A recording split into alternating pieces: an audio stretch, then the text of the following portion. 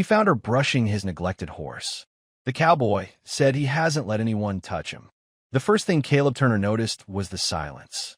It was wrong. His ranch was never truly quiet.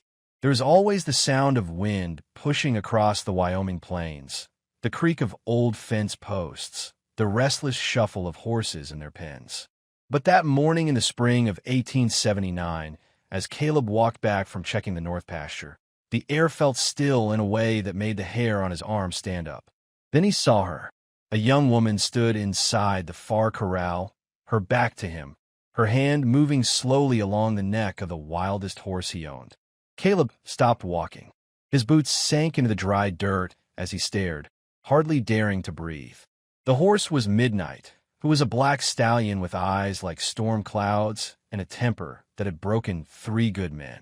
Midnight had not let anyone near him in 2 years. Not since the accident. Not since Caleb's younger brother had tried to saddle him and ended up with a shattered leg that never healed right. Since then, the stallion had been left alone, fed, watered, but left alone. And now, a stranger stood beside him, brushing his tangled mane as if he were nothing more than a gentle farm pony. Caleb felt anger rise first. Who in the world thought they could just walk onto his land and touch his horse? He moved forward slowly, his jaw tight. The woman wore a faded blue dress, the hem dusty from travel. Her brown hair was tied back in a loose braid that had begun to fall apart. She looked thin, tired, like someone who had been on the road too long, but her hands were steady. Midnight's head was lowered. Caleb had never seen that horse lower his head for anyone. "He hasn't let anyone touch him," Caleb said, his voice sharp as he reached the fence. The woman did not jump. She did not pull away. She only turned her head slightly, just enough to look at him over her shoulder. Her eyes were gray, soft but clear. "He just did," she said quietly. Caleb climbed over the fence, landing hard in the dirt.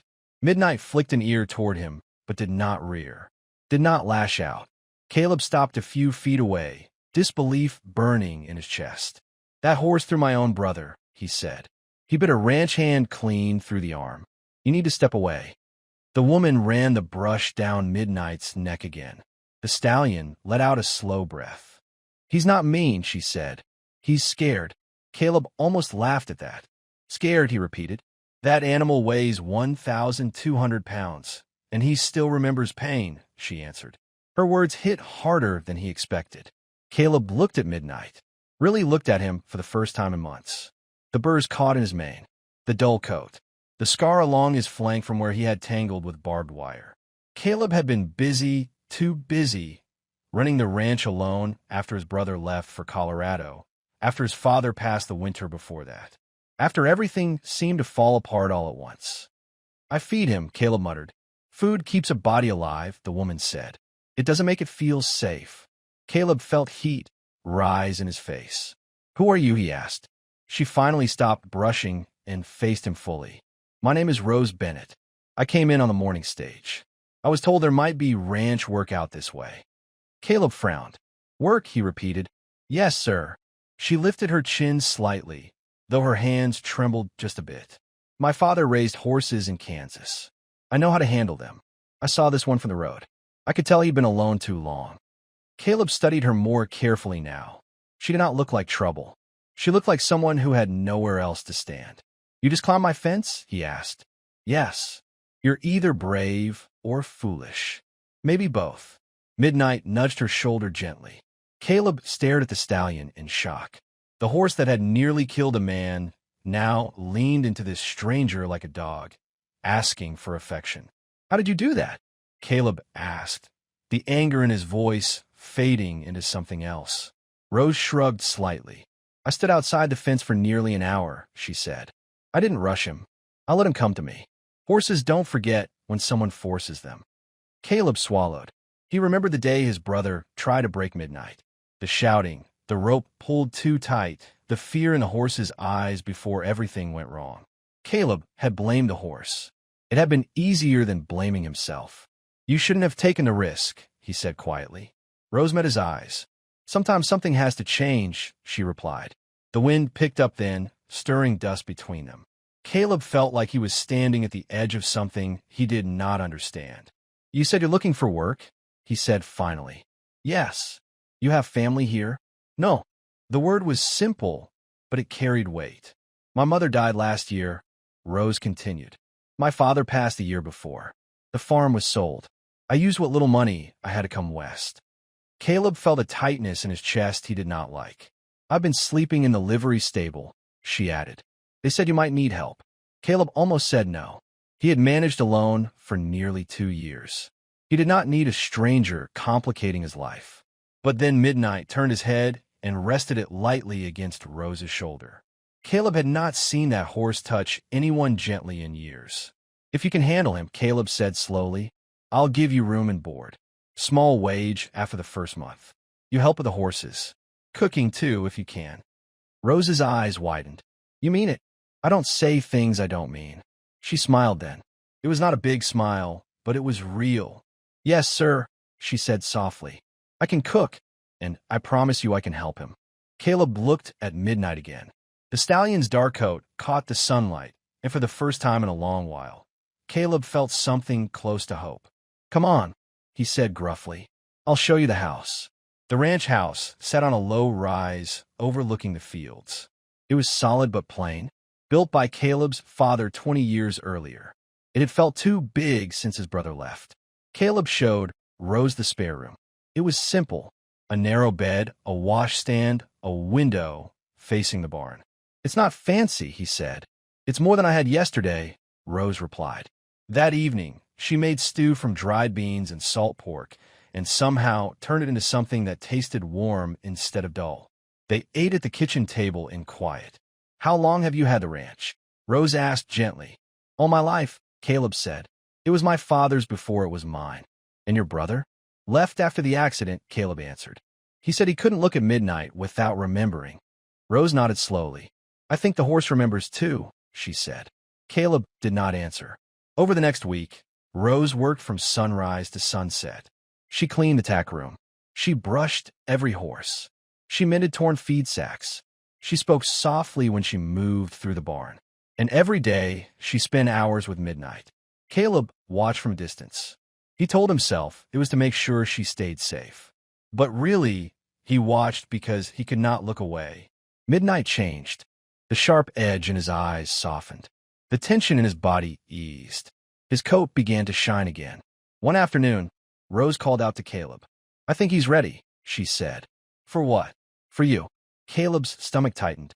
He stepped into the corral slowly. Midnight watched him, but did not rear.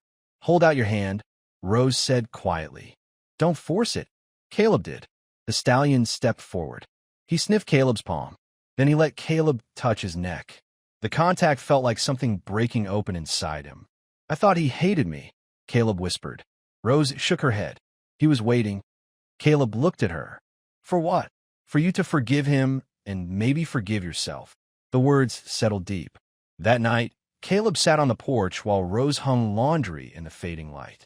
He realized the ranch did not feel so empty anymore. There was laughter in the kitchen. There was light in the windows. And there was a woman who had walked into his corral and changed everything without even trying. But as the sun dipped below the horizon, Caleb noticed something else. A rider on the far ridge watching, still as stone. Caleb's jaw tightened. He did not recognize the man, and something in his gut told him that peace had come too easily. He had the feeling it would not last, and he was right. The rider did not move for a long time. Caleb stood on the porch with his arms crossed, watching the dark shape against the fading sky. And the man sat tall in the saddle, hat pulled low, horse still as if trained to wait without sound. "Do you know him?" Rose asked quietly from behind him. Caleb shook his head. "No." They both stood there until the last light disappeared and the rider finally turned his horse and rode back the way he had come. But Caleb did not sleep well that night. The next morning, he saddled Midnight before sunrise. Rose stepped out of the barn just as he tightened the cinch. "You're going after him?" she asked. "I just want to know who's watching my land." Rose studied him carefully. "Don't go looking for trouble." Caleb met her eyes. "I won't." But he rode hard. He followed the ridge trail north where the grass thinned and the land dipped toward Dry Creek. Hoof prints were easy enough to follow. Fresh. The trail led him to a small camp near a stand of cottonwoods. 2 horses, 1 wagon, and the same man from the ridge. The stranger was younger than Caleb expected, early 30s, clean-shaven. Well-dressed for a man camping rough. He did not look surprised to see Caleb. "Morning," the man said calmly. "You were on my ridge yesterday," Caleb replied. "Yes. You planning to explain that?" The man dismounted slowly. "My name is Thomas Hale," he said. "I believe you have something that belongs to me." Caleb's body went still. "I don't steal," he said evenly. Hale gave a small smile. "Not steal, harbor." Caleb felt heat rise in his chest. "Speak plain." "I'm looking for a woman," Hale said. "Brown hair, gray eyes. Answers to the name Rose Bennett." Caleb's jaw tightened. "What business is she of yours?" "She's my wife." The words hit like a bullet. Caleb did not show it. "You're mistaken," he said flatly. "I'm not," Hale replied. "We were married in Kansas. She left without notice. Took money that wasn't hers." Caleb stepped closer. "Careful," he warned. Hale held up his hands calmly. "I'm not here to fight. I just want her returned." "She's not property," Caleb said. "She is legally bound to me." The silence stretched between them. Caleb felt something dark stir in his chest. "Did she tell you why she left?" Caleb asked. Hale's eyes hardened slightly. "She's my wife. She doesn't get to leave because she's unhappy." That was answer enough. Caleb mounted midnight again. "If you come onto my land without invitation," he said slowly, "we'll have a problem." Hale did not move. "I'll give her until Sunday," he called after Caleb. "Then I come for what's mine." Caleb rode back with a storm inside him. Rose was in the barn brushing one of the mares when he returned. She looked up immediately. "You found him?" "Yes." She set the brush down. "What did he say?" Caleb climbed down for midnight and faced her. "He says he's your husband." Rose did not deny it. Her shoulders dropped slightly, like she had been waiting for this moment. "He is," she said quietly. Caleb felt something twist in his gut. "Why didn't you tell me?" Rose's hands trembled. "Because I was afraid you would send me away." "Did you leave him?" Caleb asked. "Yes." "Why?" Rose swallowed. "He gambled away everything we had. When my father died, he took the money meant for the farm. He drank. He got angry. She stopped. Caleb's jaw tightened. "He hit you." Rose looked down. "Once became twice. Twice became many." Caleb felt the old rage rising fast. "And you ran?" "Yes." "You took his money." "It was mine," she said firmly. "My father left it to me. He signed it over the week before he died. Thomas never forgave that." Caleb paced once across the barn floor. "He's giving you until Sunday," he said. "Then he says he's coming." Rose looked pale. "He won't leave quietly." Caleb stopped in front of her. "You don't belong to him. The law might disagree. Then the law's wrong." Rose looked at him with something fragile in her eyes. "I don't want you hurt because of me." Caleb stepped closer. "You think I'd hand you over?" Silence. Rose shook her head slowly. "No." "Good." They worked side by side the rest of the day in heavy quiet. That evening, Caleb rode into town to speak with Sheriff Dalton. The sheriff was older. Gray mustache, slow movements. "A husband has rights," Dalton said carefully. "Not if he's violent," Caleb replied. "Can she prove that?" Caleb hesitated. "No, Dalton Said." "Then it's complicated." "Complicated doesn't mean right," Caleb said. "No," the sheriff agreed. "It doesn't." By Friday, the tension on the ranch was thick. Rose barely slept. Caleb checked the fences twice a day. Midnight seemed restless, pacing the corral as if he sensed the unease. Sunday came with a heavy sky. Hale arrived just after noon. He did not come alone. 2 men rode with him. Caleb stood in the yard waiting. Rose stood behind him. "You have until now," Hale said calmly as he dismounted. "She's not going with you," Caleb answered.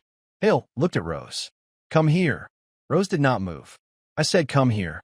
"No," she said clearly. Hale's calm expression cracked. "You embarrass me," he said coldly, running off like a child. "I left because you hurt me," Rose said, voice shaking but steady. Hale stepped forward. "That's between husband and wife." Caleb moved in front of her fully. "Take one more step," Caleb warned. The 2 men behind Hale rested hands near their guns. Hale studied Caleb. You think you're a savior? He asked. No, I just believe she gets to choose. She doesn't, Hale snapped. Midnight let out a sharp, angry sound from the corral. The wind picked up dust around them. Rose stepped to Caleb's side. I'm not going, she said again. Hale's face darkened. Then I'll drag you. Caleb's hand hovered near his rifle. Yet he had not fired at a man since leaving the army. He did not want to start now, but he would. Hale reached for Rose's arm. Caleb moved fast. He shoved Hale back hard. The man stumbled. One of the riders drew his gun halfway. Midnight exploded from the corral fence, slamming against the wood so hard the boards cracked. The noise startled the horses. Hale's mount reared. Chaos broke loose in seconds. Caleb grabbed Rose and pulled her behind the wagon. Stay down, he ordered. A shot rang out. Wood splintered above them. Caleb fired into the air. Enough, he roared. The sheriff's voice followed from the road. That's enough. Sheriff Dalton and 2 deputies rode into the yard. Hale cursed under his breath. Dalton dismounted slowly. Looks like you boys are causing trouble, he said evenly. She's my wife, Hale insisted. And she says she's not going with you, Dalton replied. That's not how it works. Dalton's eyes hardened. Actually, in this territory, a woman isn't livestock. The silence stretched. If she accuses you of violence, Dalton added carefully. That changes things. Rose stepped forward. I do, she said. Hale stared at her in disbelief. You'd lie to the law. I'm telling the truth. Dalton nodded slowly. I suggest you leave, Mr. Hale, or you can spend time in my jail while we sort this out. Hale's jaw worked tight. This isn't over, he said again. But this time, he sounded unsure. He mounted his horse. The 3 men rode off. Caleb stood frozen until they disappeared over the ridge. Then he turned to Rose. You all right? She nodded, but tears were streaming down her face. I was so scared, she whispered. Caleb pulled her into his arms. I won't let him take you, he said. For the first time, she held him back tightly. I don't want to run anymore, she whispered against his chest. I want to stay. Caleb closed his eyes. Then stay. But even as he held her, he knew something. Men like Thomas Hale did not quit. And the look in Hale's eyes before he left had not been defeat. It had been promise. And Caleb had the feeling this fight was only beginning. Thomas Hale did not return the next day or the day after that. But the waiting was worse than the fight. Caleb felt it in the air each morning when he stepped outside. The quiet felt too heavy. The birds scattered too fast. Even Midnight stayed close to the fence near the house, ears sharp, watching the horizon. Rose tried to go about her work as usual. She fed the chickens. She brushed the mares. She mended a torn saddle blanket by the kitchen window. But Caleb saw the way her hands shook when a wagon passed on the road. 3 days after the confrontation, Sheriff Dalton rode out alone. He's gone, Dalton said as he dismounted. Gone where? Caleb asked. Left town, headed east. He took the morning train from Cheyenne. Rose let out a breath she had been holding for days. He won't come back, she asked. Dalton studied her. Men like him don't like losing face, but he won't risk jail over it. Not now that you've spoken up. Rose nodded slowly. Thank you, Sheriff. Dalton tipped his hat. You did the brave part, Miss Bennett. After he left, Caleb and Rose stood in the yard together. It's over, Caleb said quietly. Rose looked out across the fields. Yes, she said, it is.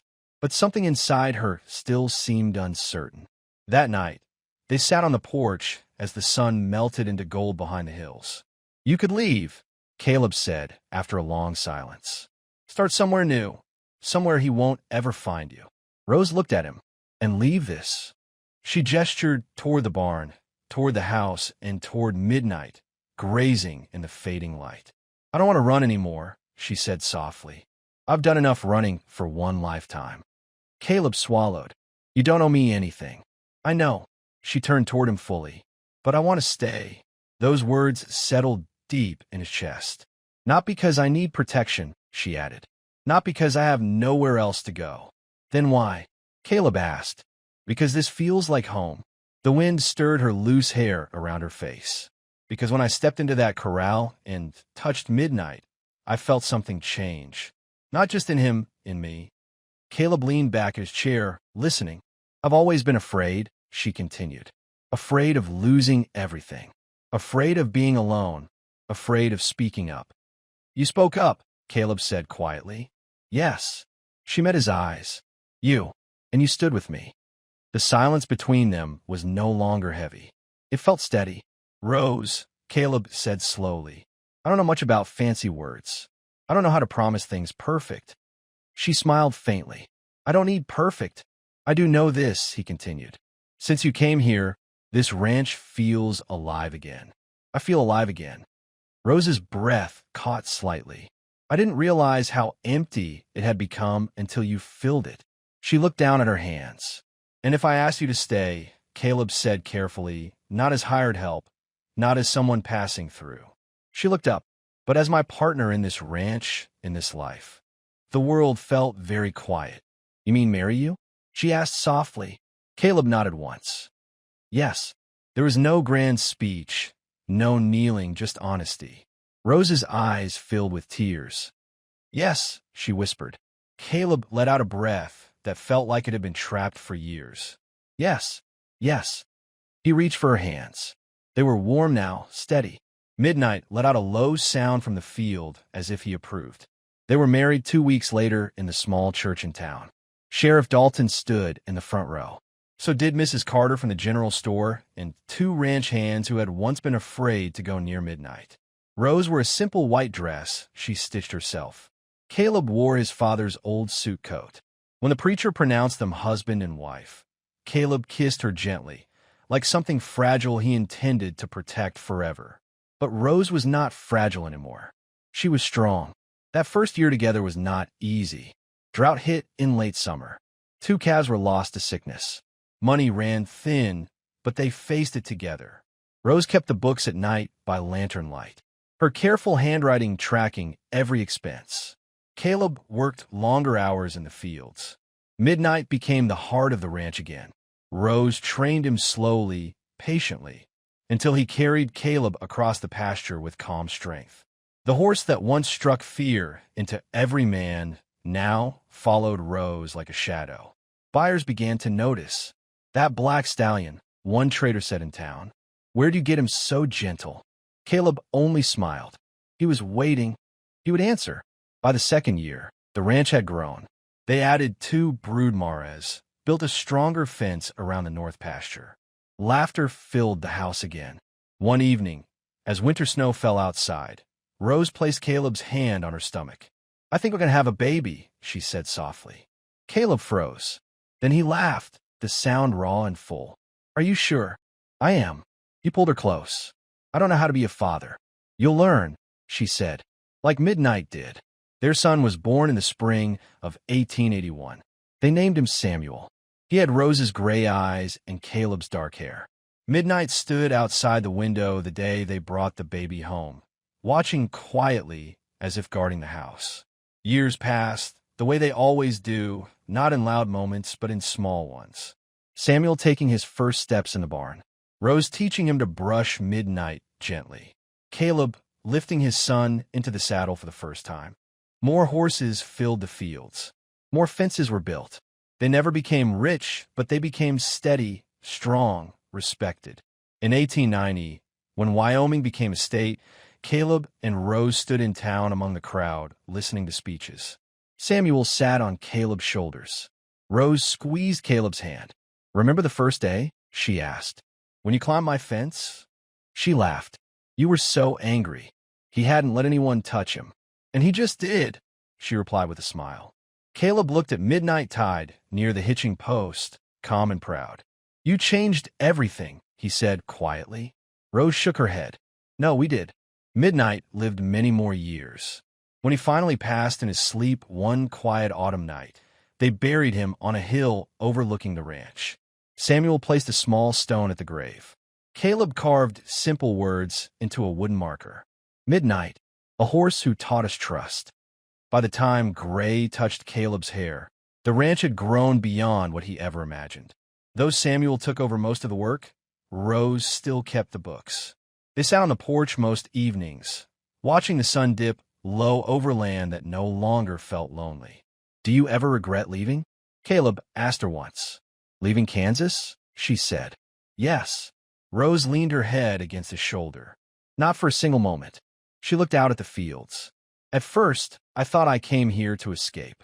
And now? Caleb asked. Now I know I came here to find something. What? She smiled. You?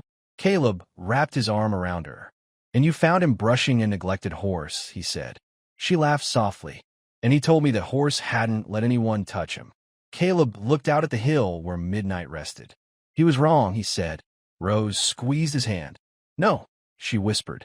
He was just waiting for the right person. And so was Caleb.